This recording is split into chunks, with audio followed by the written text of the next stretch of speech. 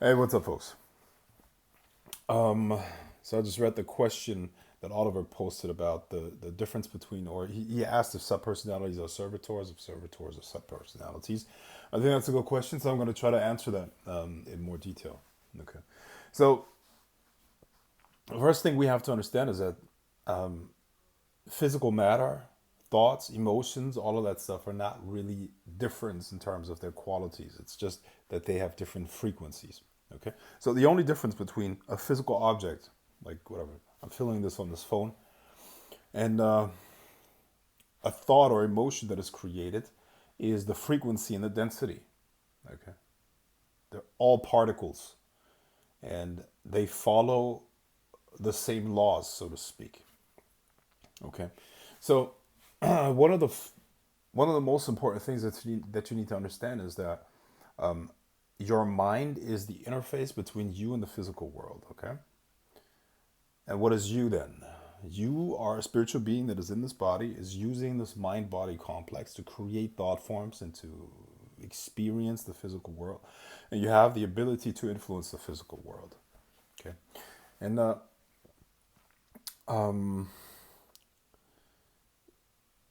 you interact with the world, and so particles of information enter your mind and they're being processed in some way or another, and this energy is then being interpreted, and you're then acting in the world in a certain way. Okay, everybody has a perfect calculator there. When I say calculator, I think of an Excel spreadsheet. When you look at an Excel spreadsheet, the information that's in there, the information determines the outcome or the result. Now imagine an Excel spreadsheet with invisible, incorrect information, and that, of course, will give you wrong results. Okay, the information in this calculator of your mind that determines how you're going to act, what you're going to do, what you're going to attract as well. Because this is not just something that you do to interact with the physical world. It's something that attracts things to you. Remember, your vibe attracts objects, people, and so on and so forth in the world as well. So the information that you have in your mind determines what you're able to do with this energy, how well it is processed, and the results that you get in the world. When you have when you do activities, it's not necessarily something that you do consciously. Okay, life consists of, many people understand that life consists of many small decisions. They say, oh, there's like thousands of small decisions.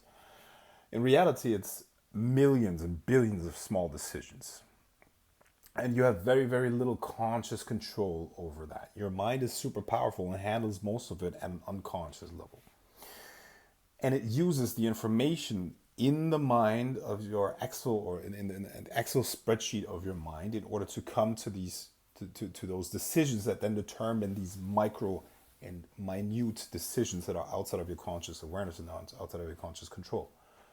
Okay. So one of the most important things is that you have correct information in your Excel spreadsheet. One of the incorrect information that you could have in there are subpersonalities that are not congruent with your goal. Now, what is your goal? Remember, everybody has a purpose. When we look at nature, everything is interconnected. Okay, everything is interconnected, and everything in nature has its perfect place and perfect, like, purpose. A bird does not consciously think about what it is that it needs to do. It just does its job. We, as humans, have more advanced purposes, but nonetheless, we are part of this greater spiritual system. And we need to, if we want to live right, we have to live in harmony with this purpose. And ideally, all of our goals are also in harmony with this purpose. Okay.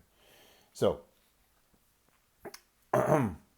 through growing up in this messed up society, through growing up among hurt and destroyed human beings, we adopt and integrate a lot of false beliefs and subpersonalities that don't serve us, in a sense, where they're working actively against the fulfillment of this purpose.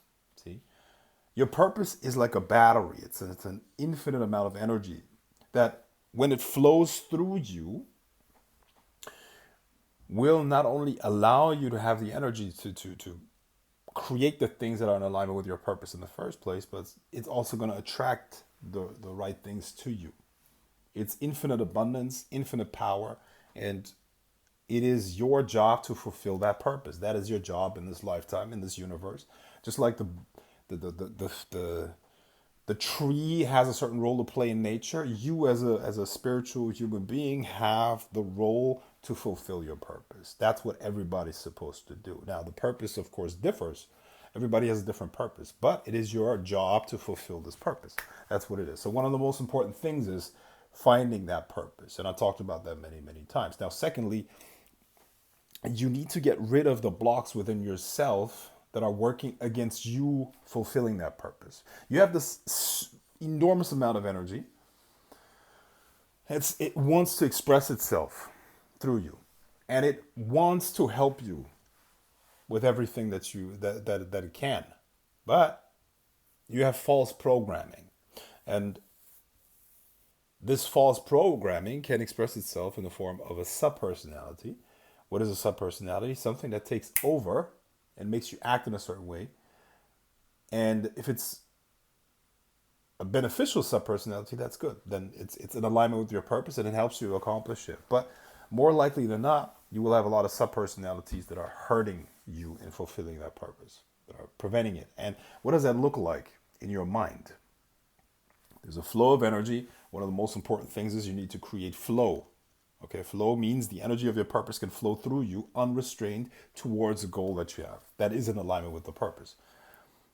So all energy vectors within yourself are streamlined.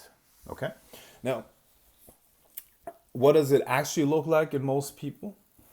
This is the energy of the purpose with this direction, but their subpersonalities, their beliefs and whatever, they mess up this energy direction. This is where the tension comes from. This is where people get fucked up results because the external reflects what's going on internally, you see.